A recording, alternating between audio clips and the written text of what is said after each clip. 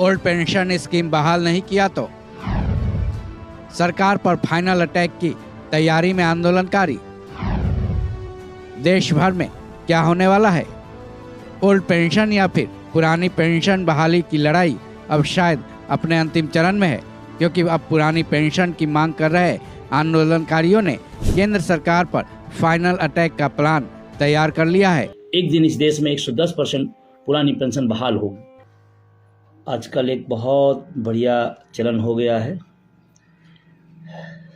जब पुरानी पेंशन की बात आती है तो तमाम सारे अर्थशास्त्री तमाम सारे आंकड़े लेकर निकल आते हैं, और कभी आरबीआई, कभी अर्थशास्त्री और तमाम तरह के लोग आकर ये बताने के लिए कि पुरानी पेंशन से देश का गर्द हो जाएगा, पुरानी पेंशन से देश का विकास रुक जाएगा। शायद ये सारे लोग झूठे तथ्य दे रहे हैं, और इसी बात को हमें बहुत ज़रूरी था क्लियर करना। जैसे अभी रिपोर्ट लगातार आ रही है कि आरबीआई ने एक रिपोर्ट दी है कि ओपीएस से राज्यों पर भार पड़ेगा और केंद्र सरकार का जो विकास का काम है वो रुक जाएगा। मज़े की बात है, आपको जानकारी के लिए बता दूं, जिस आरबीआई के अधिकारी लोग ये रिपोर्ट दे रहे हैं, अगर उनकी आप सैलरी की बात करेंगे तो वहाँ पर जो बड़े लगभग 2% के जो अधिकारी होते हैं लगभग आरबीआई के, जिनका सालाना वेतन 73.1 लाख से ज़्यादा, 1% ऐसे भी अधिकारी होते हैं जिनकी 96 लाख से ज़्यादा की सैलरी होती है आरबीआई के अधिकारियों की। वो आपको ये बताने आ रहे हैं कि ओपीएस से देश गर्द हो जाएगा। शायद अगर वो इस बात को सोचते कि इतनी बड़ी सैलरी ले रहे हैं तो उससे गर्द में देश नहीं जाएगा। लगातार अर्थशास्त्री लोग यही बात बोल रहे हैं, और ये बोल नहीं रहे बल्कि बुलवाए जा रहे हैं। ओपीएस के पद के खिलाफ में एक माहौल पैदा किया जा रहा है। और अगर मैं कुछ सवाल रखना चाहता हूँ, अगर ये बात मेरी झूठी है तो फिर विभाग के लोग इसका खंडन करें आकर के। जिन लोगों ने तथ्य झूठे दिए हो वो लोग खंडन करें। 2014 के पहले जो कॉर्पोरेट टैक्स हुआ करता था वो 30% हुआ करता था, वो 22% कर दिया गया। किसका फायदा हो रहा है, देश का या उद्योगपतियों का? 2023-24 के अगर हम आंकड़ों की बात करें तो लगभग 35,000 करोड़ की राहत पूंजीपतियों को दी गई है। देश का विकास हो रहा है या पूंजीपतियों का विकास हो रहा है? आपको अगर बात करें तो लगभग 17.46 लाख करोड़ रुपए बैंक का बट्टे खाते में डाल दिया गया है। देश का विकास हो रहा है।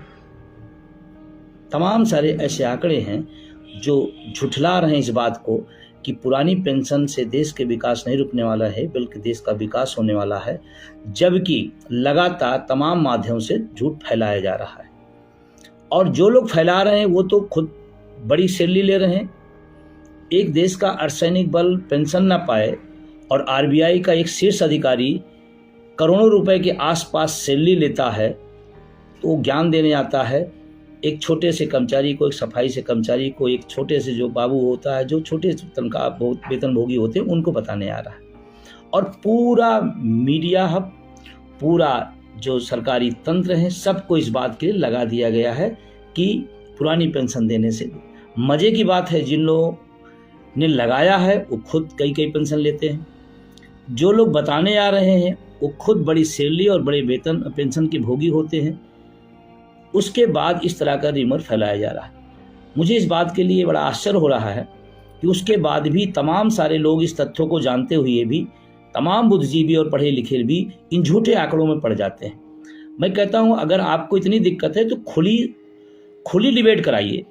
आरबीआई के लोग बैठें, जो इस आंदोलन को लड़ रहे हैं वो लोग बैठें, सरकार के नुमाइंदे बैठें, तथ्य जनता के सामने आए, पता चले कि क्या पुरानी पेंशन से इस देश का बेड़ा गर्क होगा, या जो तमाम हजारों करोड़ रुपए की पूंजीपतियों को माफ किए जा रहे हैं उससे बेड़ा गर्क हो रहा है।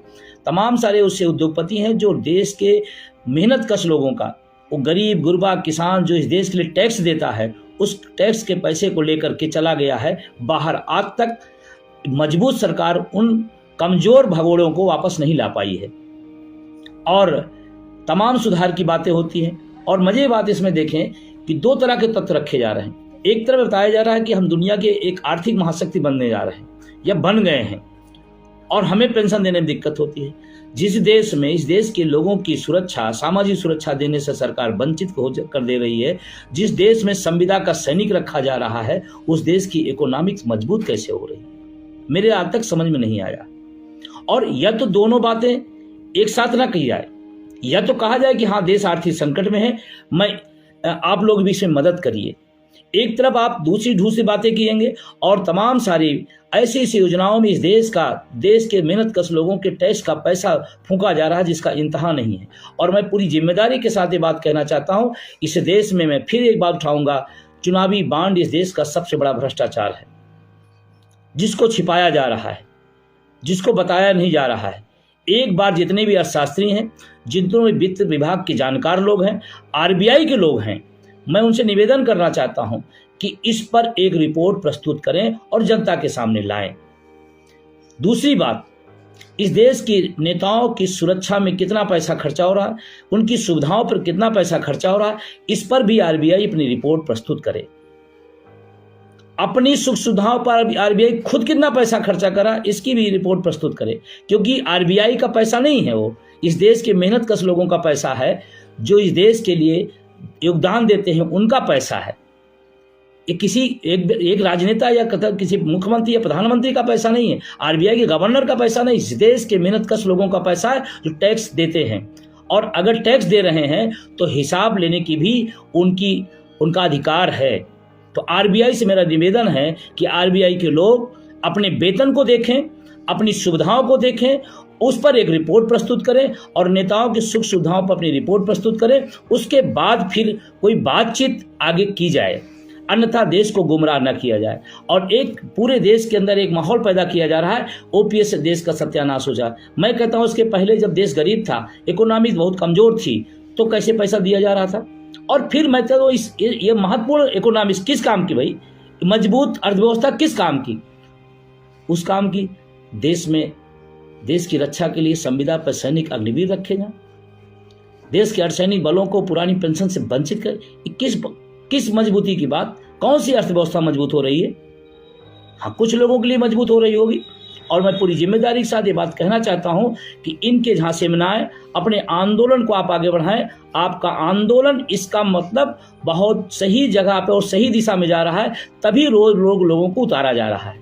अगर उतारा जा रहा तो आपको निराश होने की जरूरत नहीं है, आपको और मजबूती से अटेवा ओपीएस के साथ खड़ा होना पड़ेगा, जिससे ये जो कुलबुलाहट है, जो झुंझलाहट है, जो लोगों से बुलवाया जा रहा है, वो तथ्य सामने आने चाहिए और आना चाहिए।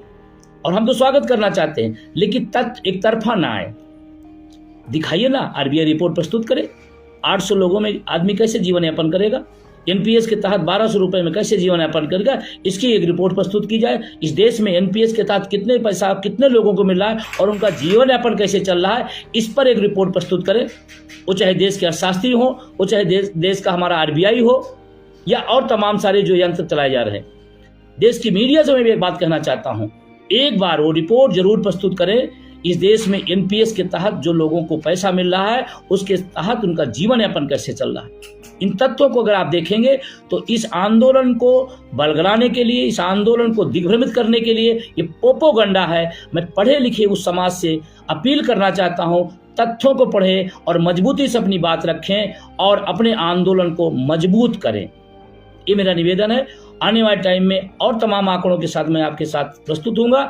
और आपसे मेरा निवेदन इस बात का है, आंदोलन सही दिशा में है, आप आगे बढ़ते जाइए, साथ देते जाइए। एक दिन इस देश में 110% पुरानी पेंशन बहाल होगी।